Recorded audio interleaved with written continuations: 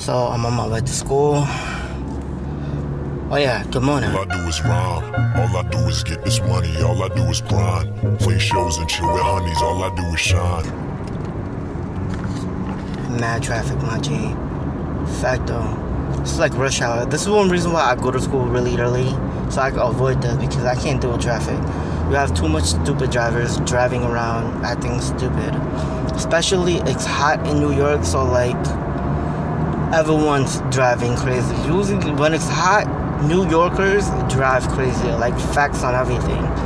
And at the same time, like, you know, the people who just started driving legit don't know how to drive, so like mainly like the kids, so they're like driving around all fast and the furious. I'm over here chilling, trying to conserve my gas, just rolling. I'm not even putting up gas, just chilling, and I'm still in traffic. Come on, bro.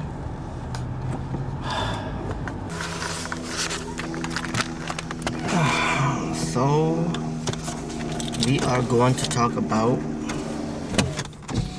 right now is I'm just going to review per day hormone and disorder that's associated with it. So it'll be like today is going to be related to ADH, then tomorrow is going to be about the growth hormone. So yeah, so today is going to be about ADH. What do you need to know about the ADH? The ADH, the gland that really secretes ADH is the anterior pituitary gland. ADH, what the ADH is responsible for is triggering off the kidney to reabsorb. When it's released, it's legit targeting the kidney, and the kidney is gonna be like, okay, I got ADH, so I guess it's time for me to conserve.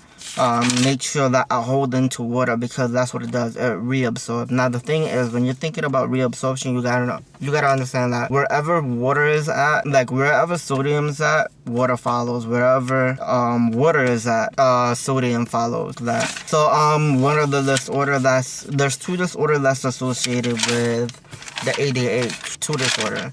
If you have too much, you're going to have syndrome of inappropriate ADH. Syndrome of inappropriate anti-diuretic hormone. Now, if you have a little bit of ADH, you're going to have diabetes insipidus. Diabetes insipidus is when you have a little bit of ADH in your system.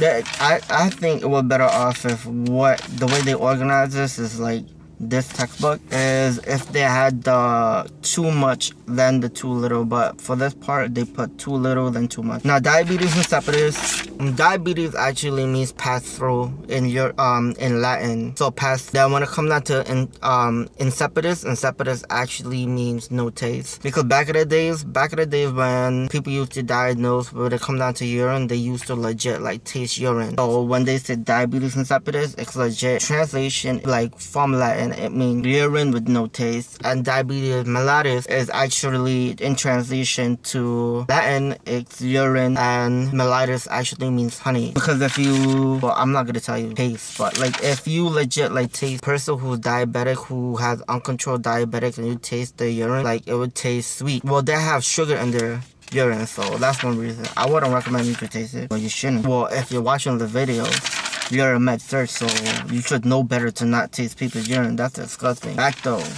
Facts. But when it comes down to diabetes insipidus is a lacking of ADH. When you're lacking of ADH, it's not telling your kidney to reabsorb.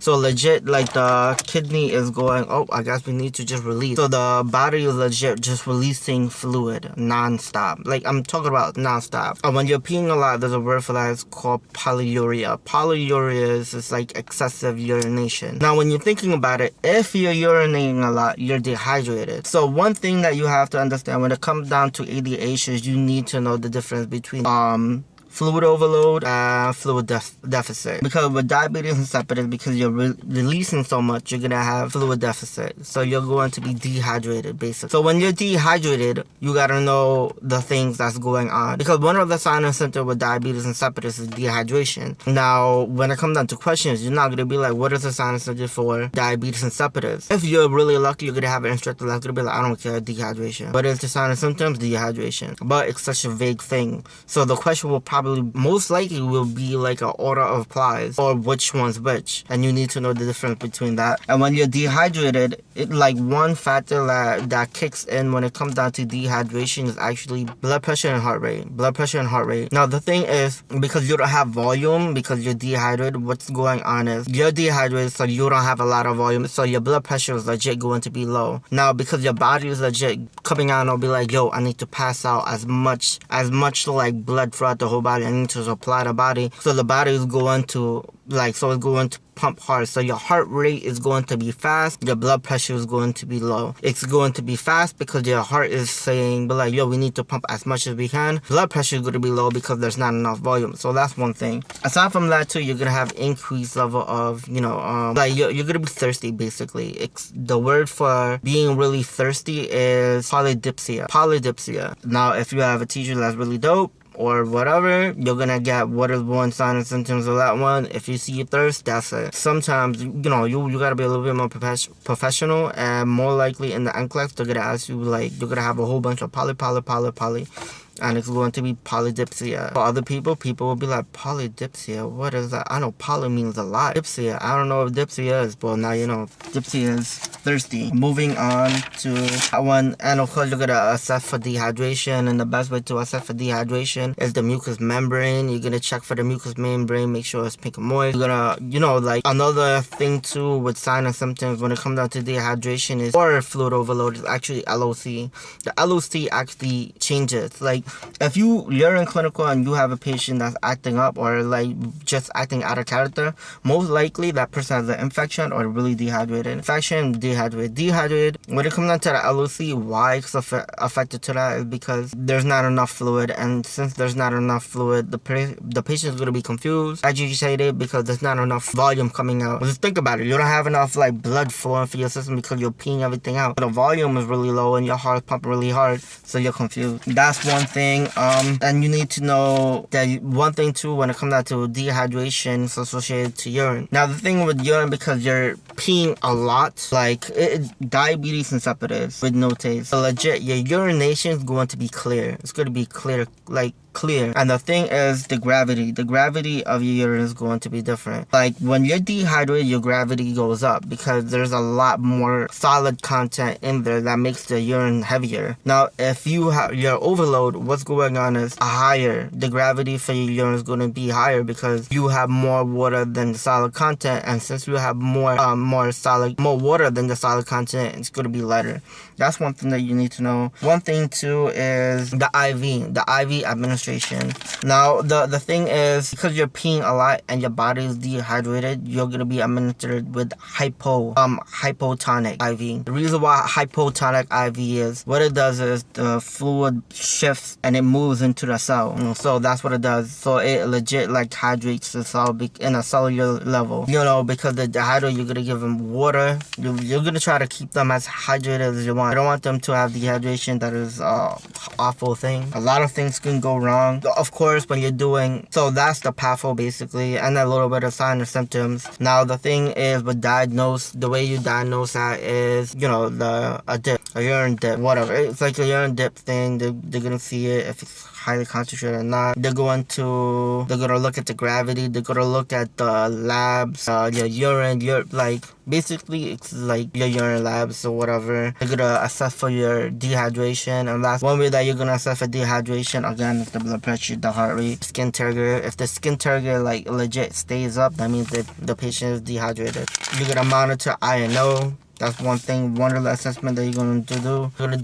You're going to increase fluid intake. Yeah, and at that point too, you're automatically going to keep an eye on them too, because they're dehydrated, they could be confused, they could legit fall down, and they're like a fall risk. That's just a nursing thing. You're just going to pay attention to them. You should know. Boom. Then afterward, when it comes down to syndrome of inappropriate diuretic hormone, they need to switch it up to some other word, bro. Diabetes insipidus was dumb easy to remember, but syndrome of inappropriate diuretic hormone is a pain in the butt to even say over and over. Now when it comes down to that one, it's what's happening is you have an increased level of ADH. What it does is it's legit telling your kidney to reabsorb as much water as it can. And since it's reabsorbing a lot of water, it's taking it like you're going to be on fluid overload, and you need to pay attention to the signs and symptoms for fluid overload.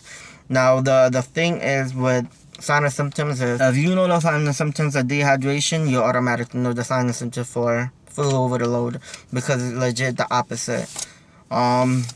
Like your blood pressure is going to be elevated, your pulse is going to be bounding, because it's just like, it's a lot of work. So it's like boom, boom, boom, boom, boom, boom, boom. We're not talking about fast, we're talking about bounding, like strong. Like sometimes you could look at the hand and legit, if you put your finger on it, like you could feel it automatically. You don't need to press down, or sometimes I actually push up on your hand. And the heart rate is going to be a lot. I mean, your blood pressure is going to be a lot, because there's a lot of pressure going on. You're going to monitor for fluid overload. You're going to monitor for like your lung sound, because they're fluid overload. They're withdrawing a lot of sound, a lot of fluid in, and sometimes it could actually spill out into your lungs. Not spill out legitly, but you know, you have a lot of fluid. You're a med-surg student. You should know what I'm talking about. Like, by now you should know. You pass A&P, you pass fundamental. But you're gonna listen to the lung sound. You're gonna listen to like crackles, mainly crackles. If you hear crackles, like, damn, bro, like, facto. The treatment for that, the treatment for a lot of ADH is like, you know, it's the opposite of diabetes insipidus. You're going to put them on fluid restriction. You're also going to put them on INO, because you want to make sure that what's coming in is coming out, because you don't want them to be in fluid overload. So when I mean INO, as in you're going to monitor all fluid crap that's coming out of the system. Their vomit, their poop is super liquidy. You're going to measure that best notch too. Fluid restriction, of course you're going to put them diuretics, because you want them to get rid of the stuff. Look for edema, of course you're going to look for edema. You should know how to assess for edema. Electrolyte imbalance crap, you're gonna monitor for that. Skin turgor, of course. Now when it comes out to skin turgor, it's not gonna be like it's not gonna be like tenting. It's gonna be the opposite of tenting. Like when it's tenting, it's legit just standing up. But that one, it's like you're trying to pull for it, but it's really full. Like, because the skin should be elastic. It shouldn't be like, you know, edemic. Like, it shouldn't be like boom. You know what I'm talking about. Now, the problem with this one is you're at risk for a lot of things. Again, you're going to monitor for LOC. Now, if it progresses into worse things like convulsions or coma, well, you are a horrible nurse. And if you're in clinical, you probably fail that clinical, because you shouldn't let it progress to convulsions or edema, convulsions of coma. The first sign is personality change, the LOC. And I'm telling you right now, facto, that's the main sign. Even when it comes down to electrolyte imbalance, that's the first sign and symptoms that you're going to see. You're going to see a personality change, a change in LOC. A change of LOC is going to kick in all the time. You can just be like, because that's the first thing, be like, holy crap, let me check your temperature. Let me check your fluid. Let me make sure that you're not dehydrated, and let me make sure that you're not infected. And that's basically it. I would move into GH, growth hormones. I'm going to save that for tomorrow, because I don't want to overload this video with a lot of information. Right now, it's like 15 minutes. ADH, what ADH does is, ADH triggers the kidney to reabsorb. Because you want it's telling the body, be like, yo, we need to hold into this. I mean, when you're dehydrated, because it don't want to let things go, and then next thing the body's going to fall apart. So that's what the ADH does. It triggers the kidney to reabsorb. And if you have too much ADH, you're going to have syndrome of inappropriate diuretic hormone, which you're not peeing a lot. It's fluid retention. Then if you have diabetes insipidus, what's going on is you're peeing a lot. Like, you're peeing a lot. And your urine, because it's not going to be concentrated, because it's just letting it go, so it's not filtering, it's just letting go as much as it can. So the concentration is going to be really diluted. It's going to be clear. Again, diabetes insipidus legit means urine with no taste. And yeah, and I need to go to class. Fancy. Suffer, no granola. Suffering. Monroe. Because without granola. Monroe. No, yo, that's pepper, yo. That's pepper. I always wonder if you ask yourself, is it just me? Is it just me? Is this so good? What up, guys? But I'm not asking you all. So I'm home. I'm tired. I'm exhausted. Today's Thursday, which is basically my Friday, because I'm off tomorrow. And I'll come back until Monday. So I might leave a vlog. I'm really tired, bro. Like, facto. So tomorrow going to be a review on the GH, the growth hormone. So I'm gonna end the vlog. Please like, share, comment, and subscribe, and peace. All I do is rhyme. All I do is get this money. All I do is grind. Play shows and chill with honeys. All I do is shine. Tell the world, ain't it funny? I'm one of a kind.